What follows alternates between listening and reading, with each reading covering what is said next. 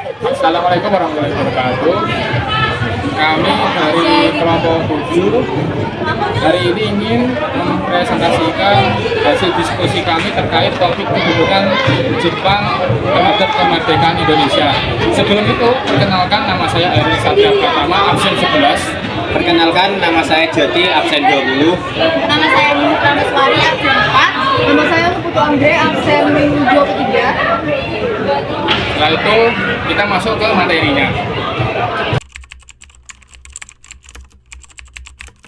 Di sini saya akan menjelaskan tentang propaganda 3A. Propaganda 3A merupakan propaganda yang dibuat Jepang untuk mendapatkan simpati dan dukungan rakyat Indonesia dalam menghadapi sekutu. Propaganda 3A sendiri dibuat pada tanggal 29 April 1942. Propaganda 3A dipelopori oleh Hitoshi Shimizu. Lalu Hitoshi Shimizu menunjuk Mr. Samsudin sebagai ketua. Tujuan dari propaganda 3A adalah Jepang ingin menduduki tanah air untuk memanfaatkan sumber daya alam dan rakyat Indonesia agar bisa menang dalam perang Pasifik. Berakhirnya propaganda 3A pada bulan September 1942 disebabkan oleh 3 hal. Yang pertama adalah rakyat Indonesia mulai mengetahui maksud dibalik dari propaganda 3A. Yang kedua, adanya permasalahan internal di penguasa Jepang. Yang terakhir, karena propaganda 3A itu sendiri kurang populer di kalangan masyarakat Indonesia.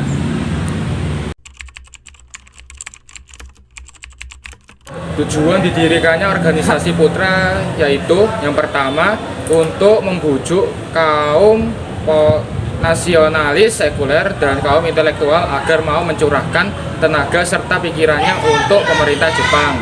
Yang kedua, untuk memusatkan potensi rakyat guna membantu Jepang dalam perang.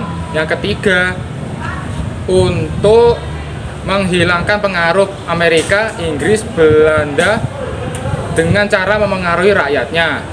Adapun juga dampak kependudukan Jepang terhadap kemerdekaan Indonesia ialah menyiapkan mental masyarakat Indonesia menyambut kemerdekaan 2 tahun kemudian. Kemudian Jawa Hokai. Jawa Hokai didirikan pada tahun 1944 oleh pemerintah Jepang. Jawa Hokai ini didirikan dikarenakan organisasi sebelumnya yaitu Putera itu lebih menguntungkan masyarakat Indonesia dibandingkan pemerintah Jepang. Kemudian organisasi putra ini terdiri atas pemerintah pusat, pemerintah daerah, pemerintah desa, hingga pemerintah rukun tetangga, yang dimana mereka bagian-bagian ini itu dipimpin oleh orang-orang Jepang. Adapun perkumpulan tertinggi dari organisasi ini yang disebut dengan Guiseikan. Di perkumpulan tertinggi ini terdapat penasehat yaitu Kiai Haji Hasyim Asy'ari dan I.R. Soekarno. Kemudian terdapat juga 3 kegiatan utama yang dilakukan oleh organisasi Jawa Hokai ini. Yang pertama, melakukan sesuatu dengan ikhlas dan sekuat tenaga untuk mewujudkan kepentingan Jepang. Yang kedua, memimpin rakyat untuk menyumbangkan seluruh tenaganya atas berdasarkan rasa persaudaraan antar sesama bangsa. Yang ketiga, memperkokoh rasa bela tanah air. Adapun dampak dari organisasi Jawa Hokai ini terhadap kemerdekaan bangsa Indonesia ialah menumbuhkan rasa persatuan dan rasa cinta tanah air pada masyarakat Indonesia.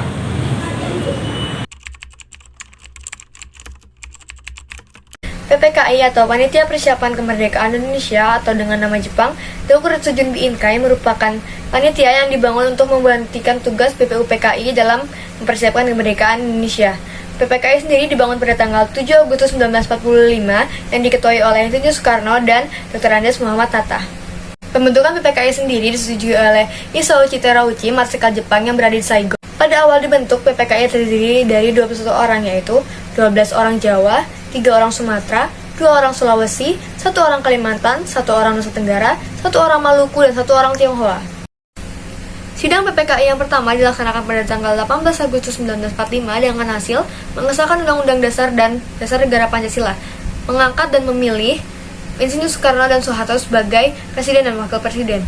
Yang ketiga atau yang terakhir, tugas Presiden dibantu oleh Komite Nasional Indonesia. Sidang PPKI yang kedua dilaksanakan keesokan harinya atau pada tanggal 19 Agustus 1945 dengan hasil yang pertama, membentuk 12 kementerian dan 4 menteri negara, yang kedua, membangun pemerintah daerah dan 8 provinsi. Sidang PPKI yang terakhir dilaksanakan pada tanggal 22 Agustus 1945 dengan hasil membentuk Partai Nasional Indonesia, membentuk Komite Nasional Indonesia, dan membentuk Badan Keamanan Rakyat. Saya akan menjelaskan tentang PETA. PETA merupakan singkatan dari Pembela Tanah Air yang dibentuk oleh pemerintah Jepang tahun 1943 dengan tujuan untuk menghadapi Perang Asia Timur Raya dari serangan sekutu. Pembentukan PETA ini diinisiatif oleh R. Gatot Mangkupraja yang merupakan seorang pimpinan nasionalis. Pada pembentukan PETA, banyak pemuda dan pelajar Indonesia yang ikut dan bergabung menjadi tentara sukarelawan. Mereka bersemangat karena memiliki tujuan untuk mempersiapkan kemerdekaan. Kedudukan PETA langsung di bawah Panglima Tentara Jepang. Anggota PETA tidak hanya memperoleh latihan fisik, tetapi juga diberi materi tentang cinta tanah air dan membangkitkan patriotisme. Terdapat 66 batalion di Jawa, 3 di Bali, dan 20.000 personel di Sumatera. Markas PETA berada di Bogor, Jawa Barat. Terdapat 5 tingkatan dalam PETA. Yang pertama adalah Daidanko. Daidanko merupakan pasukan PETA yang paling tertinggi, yakni batalion. Yang kedua adalah Kudanko. Kudanko merupakan pasukan kompi. Yang ketiga adalah Shodanko. Shodanko merupakan prajurit yang mengenyam pendidikan tingkat menengah pertama. Dan yang keempat adalah Budanko. Budanko adalah anggota yang mengenyam pendidikan di sekolah dasar. Kemudian yang kelima yang paling terakhir adalah Gyohei. Gyohei merupakan anggota yang belum pernah merasakan sekolah. Peran PETA dalam merencanakan kemerdekaan. Banyaknya organisasi yang amat sangat menguntungkan bagi para pemuda di Indonesia. Contohnya adalah PETA ini, karena PETA melatih fisik serta cinta tanah air bagi para pemuda. Kemudian pada Maret 1944, Jepang merasa PETA lebih melayani kepentingan Indonesia daripada kepentingan Jepang. Kemudian di tanggal 14 Februari 1945, PETA melakukan perlawanan dan pemberontakan di Blitar yang dipimpin oleh Supriyadi. Pembubaran PETA terjadi setelah Indonesia memproklamasikan kemerdekaannya dan terjadi setelah Jenderal Nagano Yoichito mengumumkan perpisahan kepada anggota tentara Jepang.